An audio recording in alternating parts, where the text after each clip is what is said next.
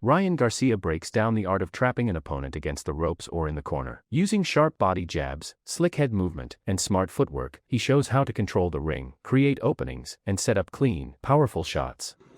Because then they can't really take the shit. So you got the trail there. Just do few bucks. So it's like jab or jabs? So shit back. Like hard jab? Just my footwork out here, and then out here. How do you usually fuck? L-Y-M-I-N. That's it. Yup, see? I mean, what do you do with that? You can't get shit. You just and you're like, fuck. You go over. Under, through, over. You gotta go over. But you under that ropes, it's like. Ryan Garcia reveals a clever jab setup that keeps opponents guessing. He uses a light touch jab to disrupt their rhythm and block their vision, then follows up with a sharp power jab that lands before they can react. It's a simple but highly effective boxing tactic. Yo, come on. So I'm gonna teach you the jab right now. Yeah. All right, bro. So you were touching, you were fucking doing great. That was offsetting, his timing, all that stuff. But what if you do a touch and then a strong jab? So look it. I'm gonna show you how you could do it. Pause that shit. Pause that shit. Yo, who has my phone? Pause that shit. So look it, bro. Let's say you touch like this. I'm gonna touch from here, and then I'm gonna hit here. Let's say you touch one here. His vision's already gonna be a little bit blind, so why don't you just put a hard one in? Ah, got it. Or you could just touch, you know what I mean? But this is just offsetting the rhythm, because if you're going like this, like touch me, I don't know what's coming next. You can either throw a hook, or if I'm worried about these hooks, man, you just keep throwing that jab, that hard jab. Yeah. So then look it, I'm gonna touch two, and this is a rhythm I like to use, either 2 or 3, to make yourself remember. So I'm gonna touch the 2, and then from there, I'm already gonna jump in. Garcia believes Ryan has a real chance to finish the fight within the first 4 or 5 rounds. He points to Ryan's incredible speed and explosive power, saying his punches in training are so devastating that even sparring partners have struggled to stay in the ring. If Ryan starts fast, Garcia expects an early stoppage. What's going on with Ryan? I think Ryan has a chance in the first 4 or 5 rounds. After that, I think it could be all Barrios. I think Barrios is too big. He's a heavy guy, big guy. So I think after 5 rounds, it could be all Barrios. What do you put those inconsistencies down to? Of course, Ryan had that drug test issue that came out from a purely a boxing sense. What do you put that inconsistency in his performances down to? Look, we've seen a difference from his great performance to his next fight where he didn't perform, where we didn't see anything. So that's where I'm going. You know, we have to know which Ryan's gonna show up. You know, he could go out and blow out Barrios in 1 or 2 rounds, and I wouldn't be surprised because he's that fast and that strong. He's got power. And Robert Garcia and Max Kellerman weighed in on Ryan Garcia's decision to reunite with his father as trainer. They reflected on his time with Eddie Reynoso, Joe Goosen, and Derek James, questioning whether Ryan has difficulty fully trusting a trainer and giving them complete control of his development. Chose him because they think Ryan has everything it takes to become champion, to become the world champion, because they're already planning on huge fights with Devin Haney and whatever out there for Ryan. But the fact that Ryan, you know, has gone through 3 top trainers that would have done a great job, Eddie Reynoso, Joe Goosen, and Derek James.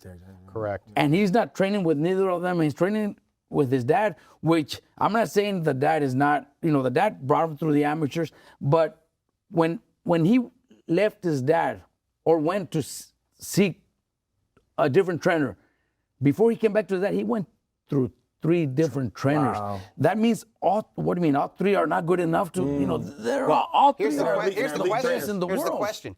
Did Ryan Garcia... Simon Jordan believes Ryan Garcia holds a major edge because he's already faced elite opponents like Gervonta Davis and Devin Haney. According to Jordan, that experience at boxing's highest level gives Ryan a clear advantage over Conor Benn heading into a potential showdown. Always telling me one thing, it's about levels, right? And with respect to Conor, who I very much like as well, going in against a completely dehydrated and demoralised Chris Eubank because his physicality and health isn't in good condition, are going in against Ryan Garcia, who's fought at this level, who's fought Gervonta Davis, who's fought Devin Haney. Okay, there's been some controversy behind that, but notwithstanding that... Andy Ruiz discusses Ryan Garcia's upcoming fight on September 12th. He describes it as an exciting 50-50 fight, highlighting Ryan's speed and explosive left hook, while noting that Conor Benn could make it difficult by smothering his punches and making the fight awkward. What do you think about that? That's going to be an exciting fight. I want to see that fight. After my fight, I can't wait to see that fight. It's going to be on September 12th, and they both bring a lot of explosive punches. You know, they're banging, especially the relationship that they have. They're like talking shit to each other, going back and forth. But it could go either way, man. It could go either way. Ryan has that speed, and it's hard to get. It's hard to fight fighters that have a lot of speed, and I'm one of them, you know, especially from the heavyweight division. But he has that explosive left hook and all that. And Conor, if he like smothers his punches, make it awkward where Ryan can't throw those big shots that he's really good at, it could go either way, man. It could go either way. I think that fight is a 50-50, but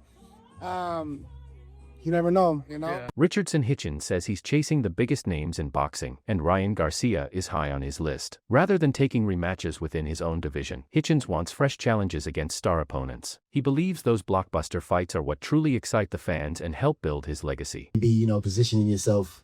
Nah, that's like bullying. I don't want to do that, you know, because the boxing fans, I'm already like one of the most hated from a lot of boxing fans. So if I go do that, they're gonna say, oh, I don't want to fight none of the other guys. So I'm not even looking towards Liam. Liam is a 2-time world champion. He's on my resume. I'm proud of him, and he's a hell of a fighter. But I want the other guys, the guys that y'all say is the stars. You know, the Devin Haney's, the Ryan Garcia, Conor Benn, Teofimo Lopez. Just intriguing fights that fans will be happy. Even what's his name, Brian Norman. I think that would be a fight where we could gauge that fight from Devin Haney performance against him and mine, because they're gonna say that I want Devin Haney leftovers, but I can't get the Devin Haney fight, so I gotta show y'all what I can do to everybody that he get in the ring. Sergio Mora believes Ryan Garcia is the clear favorite against Conor Benn, pointing to his superior speed, power, and natural size at 147 pounds. Chris Mannix agrees, calling Garcia's win over Mario Barrios one of the best performances of his career and highlighting the major improvement in his right. Analyze this fight early. Who do you like in it? I like Ryan Garcia. I just think Conor Benn is not big enough for 147. He wasn't even big enough for the catch weights. He wasn't knocking out people anymore. We've seen how he reacts with speed and power and length against Eubank Jr. He was able to do great, but ultimately he was at the end of the punches against an older fighter in Eubank. He's going to be dealing with a younger, faster, stronger champion now. In Ryan Garcia, I think if we're just looking at recent history here, the fight against Barrios was probably the best I've ever seen Ryan Garcia. Not just because that left hook and that speed was still there, the right hand. We haven't seen the right hand from Ryan Garcia, and we saw Mario Barrios in the first round look like he didn't prepare 1 minute for that right hand. Didn't look like he was ready for it at all. If that right hand is the same kind of explosive weapon that the left hook is, Kelly believes Conor Benn could be outmatched if he faces Ryan Garcia, pointing to Garcia's higher skill level. While he respects Benn's ability in the ring, he also credits him as one of boxing's best promoters who knows how to build excitement around a fight. Good fight. I think Conor, he's probably out his depth a little bit there in terms of skill. The right Garcia turns up, then it should really deal with Conor in a spiteful fashion, but we'll soon see. That fight will catch fire straight away. First round, boom, fireworks. So I Conor doesn't look as though he's punching as hard as he was before, especially at 147, where he boxed pro grade. I expected him to be able to get him out there, but it didn't come to fruition. But Garcia punches hard. Ryan Garcia had high praise for Conor Benn's toughness and relentless pressure, but believes that aggressive style creates openings. Garcia is confident he'll score a knockout, even comparing his prediction to Floyd Mayweather's iconic stoppage win over Ricky Hatton. I think he's all right. I mean, he's just all right to me. You know what I mean? He's overall really good, aggressive, but just kind of gets like when somebody's very skilled and experienced, they're gonna pick him apart pretty bad. Like, he's going to get knocked out, probably by me, just like Floyd and Ricky Hatton. Just rest in peace, Ricky Hatton. Love you, Ricky. And he was a great fighter. But I just think that he has that style of he's getting over himself too much. And Chris didn't take advantage of any of those moments. Like, what's his name would shoot shots and, like, come over and just a little sloppy at times. And a very sharp fighter is going to take advantage of that. Ryan Garcia praised Conor Benn's explosive speed and lightning-fast hands, but said there's no way to truly measure his punching power from the outside. According to Garcia, you only find out how hard Benn hits once you step into the ring and experience it firsthand. guaranteed. Two big parts of your game are two big parts of his game, power and speed. Where do you rate his power and speed? I would think his explosion is definitely up there. He has very explosive feet and very explosive hands. But his speed is pretty good. It's all right. His power, I don't know. You got to be in there with somebody like that. I think it's because it's so explosive, it could catch you off guard, but I don't know. Chris Eubank Jr. sees the Ryan Garcia versus Conor Benn matchup as one-sided. In his view, Garcia's size and speed will prove too much for Benn, and he predicts Garcia will secure a stoppage victory within the opening 4 rounds. A final one from myself, and I'd assume a lot of people would have asked you about it today, but obviously Ryan Garcia and Conor Benn got announced. I know you'd have been asked about that fight before, but now it's announced. How do you think that plays out on September 12th? I think it's come about because of the political sphere of how boxing is at the moment. But in terms of, fighting in the ring, it's a mismatch. I expect Garcia to win within 4 rounds. Oscar de la Hoya says a fight between Ryan Garcia and Conor Benn is not currently on the table. According to the Golden Boy promoter, he hasn't received any official proposal and believes the rematch between Ryan Garcia and Devin Haney is the fight fans are truly eager to see. Fake news going around.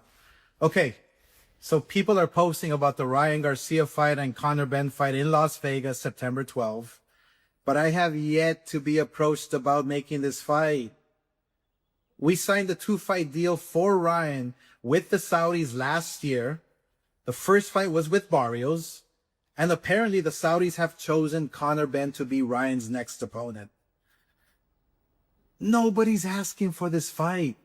The fans are definitely not wanting this fight. And if it were up to me, I would have picked Devin Haney for the rematch. That's a much bigger fight. But because Turkey owns Zuffa and wants to help them out, he picked Conor Benn.